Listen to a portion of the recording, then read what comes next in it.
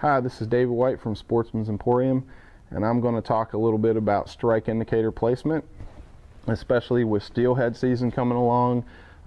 It's really common and popular to use strike indicators up on the Erie steelhead and even the New York steelhead and salmon. And I've had a lot of questions from beginners asking, how far should my strike indicator be up my leader from my fly? And I'm using, for visual purposes, I got a little bobber here that basically is imitating a strike indicator, and they're almost the same thing.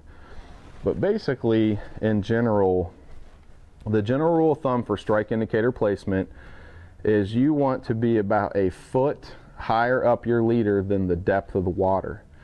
So if this is your fly and you're fishing a stretch of water, that's your fly right there, and you're fishing a stretch of water that's pretty shallow, say 3 feet deep, you really want to get your leader or your strike indicator placed about 4 feet up your leader.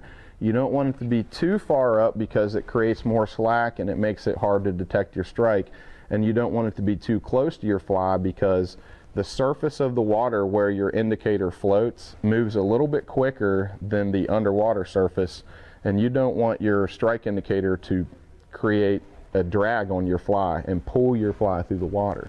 So the best way to get a good dead drift with your fly so that your strike indicator is not pulling it and making it look unnatural in the water, because in particular with egg flies and nymphs, the way they act underwater naturally is they pretty much just drift through at the speed of the water. There are very few nymphs that swim and make themselves go. They're out there, but in general, when you're steelhead fishing, you're fishing with eggs, and you're going to want to drift those really slow. You don't want your line to pull them through the water. When those fish lay their eggs in the water, they'll just kind of drift down. So you don't want to create that drag where your indicator is pulling your fly through the water. It makes it look unnatural. So the best way to avoid that is to set your leader with about a foot of extra tippet or extra leader from where your indicator is. So you put your indicator, let's say I'm fishing 2 feet of water, I'm going to want that about 3 feet, and that's about what it is now. So in general, that's really what you want to do.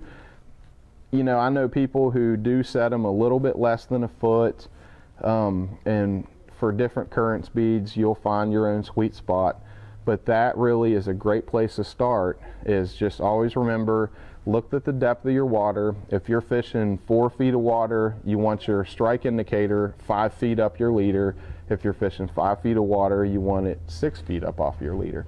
And that is a really good place to start. It's probably going to maximize the drag on your fly and also the detection of the fish's strike.